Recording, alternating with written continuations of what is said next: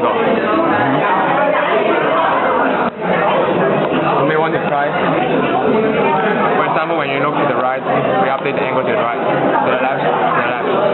And this is Mount Fuji in Japan. And so the advantage is that if we use Google API, we can go to anywhere in the world, and we can, if Google has some updates, we can also have some updates. We don't need to take the pictures by ourselves. And the coverage is